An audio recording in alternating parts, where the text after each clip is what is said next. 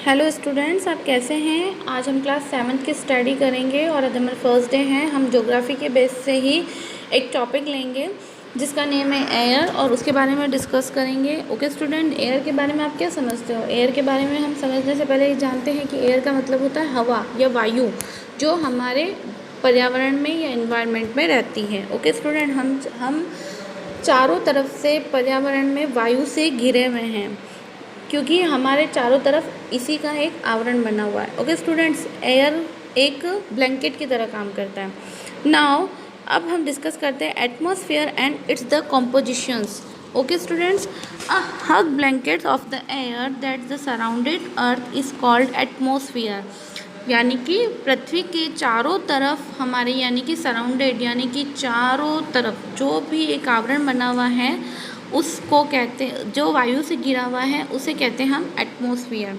ये एक ब्लैंकेट का काम करती है, जैसे कि हम किसी भी चीज़ को कवर कर देते हैं किसी चीज़ से, दैट इज़ उसी तरह से इसने हमारी पृथ्वी को कवर कर रखा है। It the provides in the air we breathe and the protects us from and the harmful effects of the sun's rays and which is the essential for us the survival.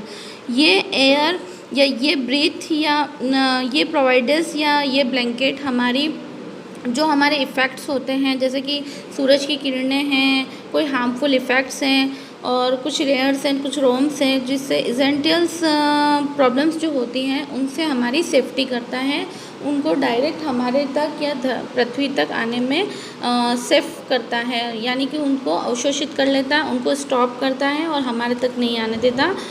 Okay, अब है compositions of the atmosphere. Composition of the atmosphere में है कि nitrogen and the oxygen are two gases which make up the blank of the atmosphere. यानी कि हमारा जो atmosphere है, जो अभी मैंने आपको डिस्कस करा ही है कि एटमॉस्फेयर किसे कहते हैं, कि पृथ्वी के चारों तरफ जो एक ब्लैंकेट जैसा जो आवरण बना हुआ है उसे हम कहते हैं एटमॉस्फेयर, और जिसके अंदर क्या होती है, सिर्फ वायु।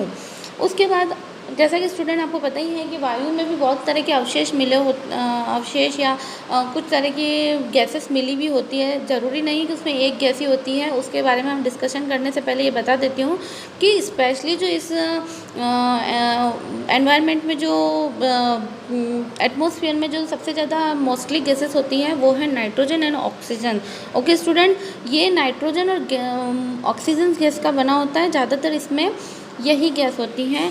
Carbon dioxide, helium, ozone, organs and hydrogen and the found in the laser quantities. और कार्बन डाइऑक्साइड है, हीलियम है, ओजोन है, ऑर्गन है, ये बहुत ही कम मात्रा में, बहुत ही कम लेवल पे, बहुत ही कम छोटे स्तर पे, लेज़र पे ये वाली गैसेस मिलती हैं। यानी कि सबसे ज़्यादा तो कौन सी गैसेस होती है, nitrogen and the oxygen. Okay, apart from the gases the tiny dusty particles are the also present in the air. इसके अलावा भी बहुत सारे पार्ट्स हैं इस एटमॉस्फेयर में, जो गैसेस उसका पार्ट्स होती हैं जो कि हमारे इसमें पर्टिकुलर टाइम पर प्रेजेंट होती हैं। अब दैट इज़ मैं आपको मोस्टली जो हमारी यूजेस हो रही है नाइट्रोजन एंड द ऑक्सीजन, इसके बारे में बताना चाहूँगी कि स्टूडेंट्स, जैसा कि आपको पता ही है कि एटमॉस्फेयर में नाइट्रोजन एंड ऑक्सीजन का जो परसेंटेज है वो बहुत ज़्यादा है, तो उसी के अकॉर्डिंग ये है कि नाइट्रोजन किस यूज़ होती है। तो nitrogen that is plants and integrals from the their surround survival. यानी कि हमारे चारों तरफ जो प्रेजेंटेशन है वो नाइट्रोजन की है। They can not take nitrogen और ब्रीथली फ्रॉम द एयर। हम इसको डायरेक्ट ब्रीथ नहीं कर सकते हवा के ज़रिए, क्योंकि ये यूज़ जो होती है वो प्लांट्स के लिए यूज़ होती है। नाइट्रोजन हम यूज़ नहीं करते, नाइट्रोजन जो यूज़ होता है वो प्लांट्स के लिए यूज़ होता है, क्योंकि प्लांट्स उसको डायरेक्टली नहीं लेगा। वो क्या होता है कि प्लांट्स भी नाइट्रोजन को डायरेक्ट ना लेके बैक्टीरियाज के थ्रू लेते हैं। दैट इज़ जो प्लांट्स की रूट्स होती हैं, जो सॉइल होती है, जो मिट्टी होती है, उसमें बहुत सारे बैक्टीरियाज होते हैं अलग अलग तरह के। वो बैक्टीरियाज सॉइल के थ्रू नाइट्रोजन लेके उस नाइट्रोजन को भी डायरेक्ट ना देके प्लांट्स को उसको चेंज करके एयर के थ्रू उसको प्रोवाइड करती है। ओके, देन ऑक्सीजन की ज़रूरत आप समझ ही गए होंगे कि ऑक्सीजन कितना इंपॉर्टेंट होता है ह्यूमंस के लिए। दैट इज ह्यूमंस के लिए नहीं, वो एनिमल्स के लिए भी बहुत ही, जो भी सजीव प्लांट्स, जो भी सजीव वस्तुएं या जो भी सजीव मानव हैं या एनिमल्स हैं जो निर्जीव नहीं है, उनके लिए है ना ऑक्सीजन बहुत प्रॉपर होती है। Humans and the animals take oxygen from the air यानी कि ह्यूमन और एनिमल्स एयर से क्या लेते हैं, ऑक्सीजन लेते हैं। They breathe green plants produce, क्योंकि ग्रीन प्लांट्स क्या करता है, इसका प्रोड्यूस करता है। ऑक्सीजन का मेन प्रोड्यूसर कौन होता है, ग्रीन प्लांट। और ये ग्रीन प्लांट क्या करते हैं, फोटोसिंथेसिस की क्रिया के according which make green connect in the air contrast. इसके ये हवा के संपर्क में आकर और पेड़ पत्तियाँ सूर्य की किरणों के या सूरज के कांटेक्ट में आकर जो उसकी जो किरणें होती हैं, उससे जो प्रकाश संश्लेषण की क्रिया होती है, उसके थ्रू ऑक्सीजन गैस बनाती हैं और उसको हम यूज़ करते हैं। ओके स्टूडेंट, आज यहीं तक।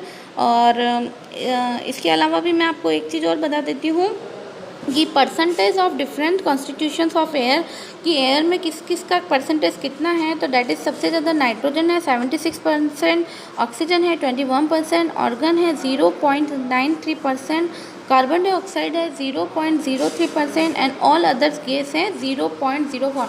तो हाईएस्ट लेवल जो है ना वो ऑक्सीजन और नाइट्रोजन का है। ओके, स्ट्रक्चर से अकॉर्डिंग अगर हम देखने जाते हैं तो एटमॉस्फेयर्स में 4 to 5 लेयर्स होती हैं। मोस्टली तो 4 थी, लेकिन अभी एग्जैक्ट जो हमारे स्टडी चैप्टर्स हैं उसके अकॉर्डिंग हमें 5 लेयर्स मिलती हैं। तो डैट इज़ हमारी अर्थ के सरफेस चारों तरफ एक लेयर बनी हुई होती है। उस लेयर में भी 5 तरह की लेयर्स हैं। उसके नेम्स है troposphere, stratosphere, mesosphere, thermosphere and exosphere. Okay student, यहाँ तक आप एक बार आज अच्छे से स्टडी कर लेना। उसके बाद मैं आपको होमवर्क प्रोवाइड करूँगी जिसको भी आपको कंपलसरी करना है। और अगर यहाँ तक आपको कोई भी प्रॉब्लम आ रही हो तो आप मुझे कांटेक्ट करके और जिस भी तरह से आप मुझे ऑनलाइन स्टडी के थ्रू जरिए अपने सजेशन दे सकते हैं, ताकि मैं उस पर देख के उस पर वापस आपको कांटेक्ट कर सकूँ। Okay student, thank you.